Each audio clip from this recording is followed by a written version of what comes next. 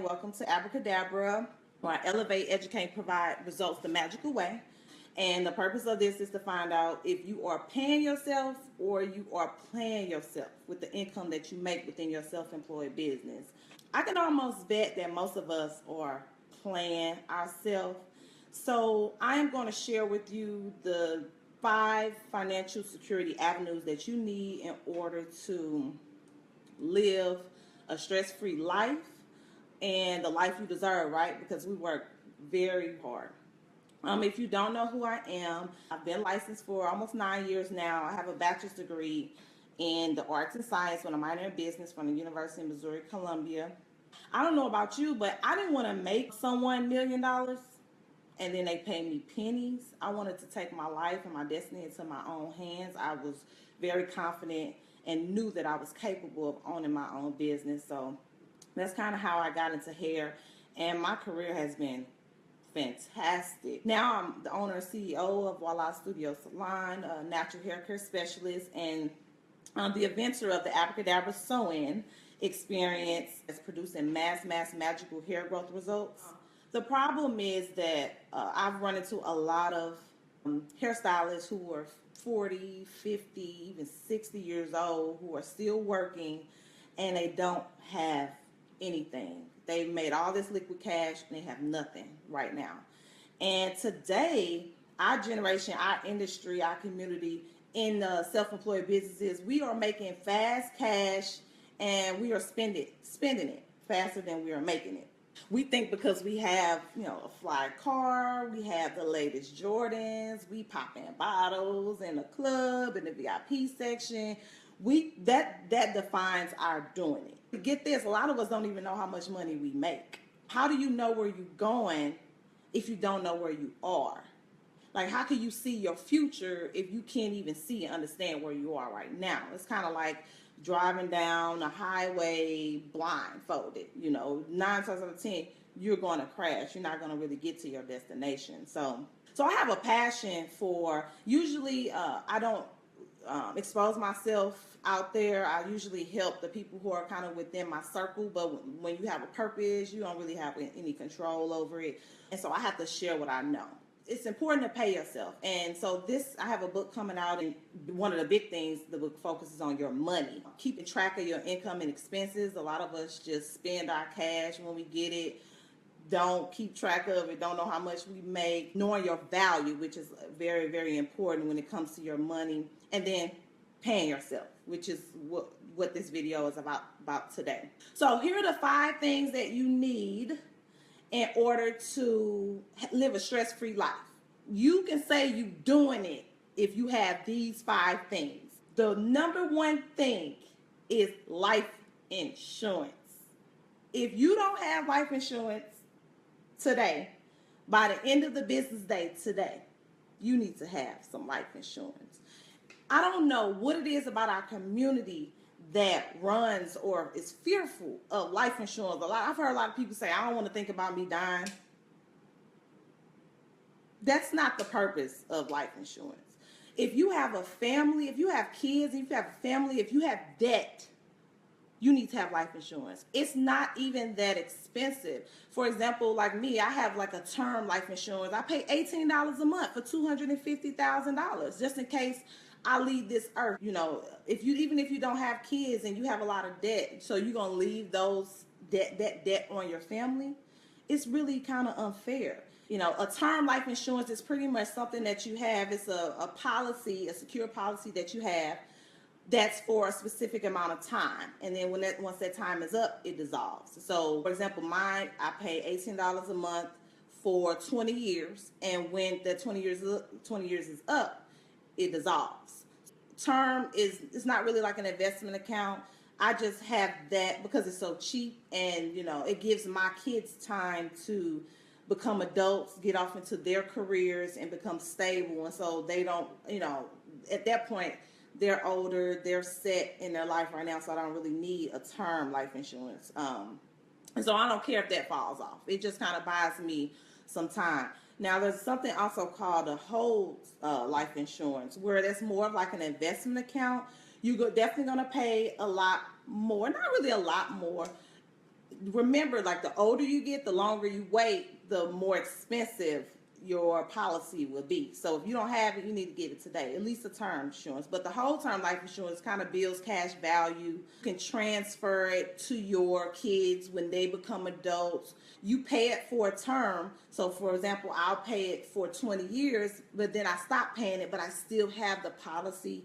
You can borrow against it. And so for example, in 20 years, you have a whole term life insurance, you're done paying it now, but you build up $20,000 in cash value. You can actually take that out and borrow against it, or you can keep it there and it can keep building. So life insurance is very, very important. You can consult with a broker. There's tons of people who are selling life insurance. Go get that today, okay? The second thing is short-term disability. Y'all have to remember that we are self-employed. So if we don't work, we don't make money, right? So what happens to you if you break your arm, you break your leg, you break your neck, you get into a car accident, you get sick and you go down? It's been so many, I could think of 3 times where I went down and I couldn't work either for a week, 2 weeks, or 2 months. And thank God that I had short-term disability, because for example, my short-term disability, I think I pay maybe $70 a month. And it may seem like a lot. But they pay me $2,500 for 6 months in 1 year if something happens to me or I go down. And $2,500 doesn't cover all of my bills, but it covers the necessities: my living, my home, my cars, groceries, just basic living. It'll cover that, and then I can work things out with everything else. But short-term disability is very important, you guys. I highly suggest seeking out and consulting about that. Third thing, savings. I call it emergency savings. When you get to making the salary that you want and you're paying yourself with all of the 5 avenues, then you can kind of create like a vacation. That's kind of like a luxury savings, like a vacation savings, but I call it an emergency fund. And me personally, I like to have 3 to 6 months of my expenses in the bank. If I don't have 3 months, like if I go down right now and I can't pay 3 months of my expenses, I consider myself to be broke. So having a savings account where something happens to you, you can go to the account and your expenses are paid until you figure something out. It's so, so, so important. And I'll get to how much you are supposed to be investing and paying yourself as soon as I'm done with the 5 avenues. But emergency fund is very, very important. For retirement, when you work for a 9-to-5 job, they cover this for you. They make it really, really easy for you. When you self-employed, who does this for you? You have to do it. So you have to think about retirement. You have to think IRA, Roth, annuity, some type of retirement account, so that when you're done with your career, you have something. It's so sad. I mean, it really makes me want to cry when I run into hairstylists who are 45, 50 years old, who 60 years old, who still having to work because they didn't use their money wisely. So a retirement account is very, very, very important. I don't know about you, but by 45, 50, I want to sit down. I want it to be a choice for me to be behind the chair. I don't want it to have to be mandatory or I have to do it in order to live on a day-to-day. I don't want that. I want to create that. I deserve better than that. I want to create that stress-free life for myself and that secure financial standing for myself when I get to that point. And so the 5th thing is like a mutual fund or a brokerage account. This is kind of like something in between your savings and your retirement that earns a good amount of investment or interest. So you got your savings account, which is easily accessible. And then you have your retirement account, which you can't really touch until you're 55, 60, 65 years old. But, if you take that out before that time, the IRS is going to tax you 33%. So they're going to so if you got 100 in your retirement account and you remove that before the retirement age, between 57 and 65, depending on your account, the IRS is going to take $33 of that, of your hard-earned money that you put into that. So that's not what you want to take out. That's not what their retirement's for.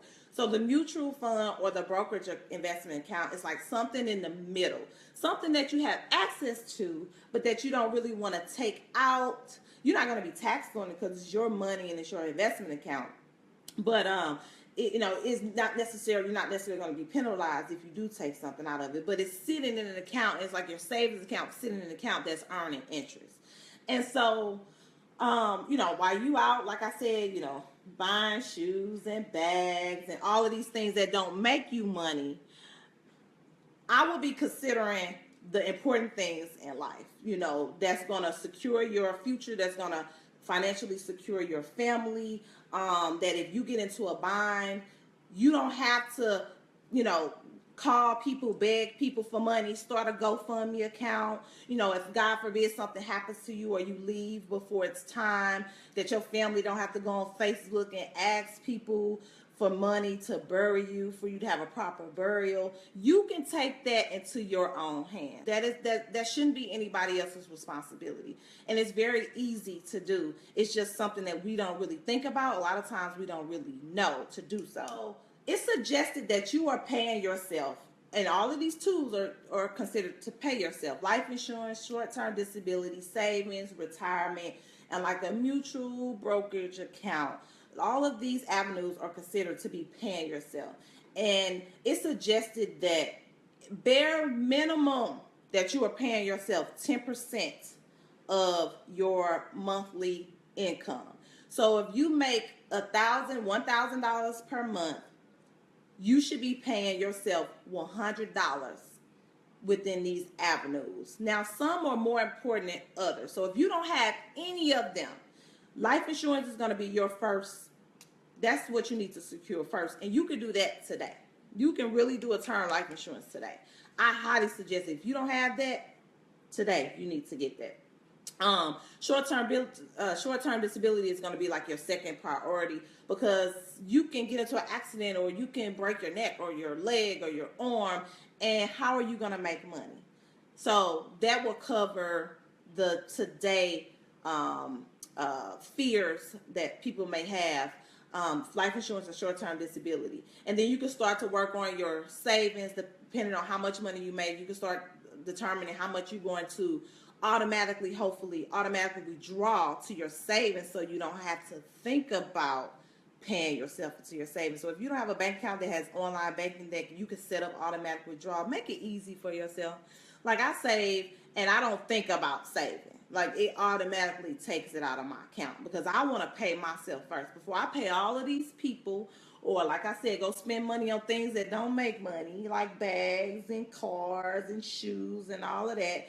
I make sure that every Monday, today is Monday, Motivational Monday, that I'm paid. My savings account is paid. So that's important. And then retirement, and then your brokerage fund. So 10%. So if you're making $2,000, you should be paying yourself $200.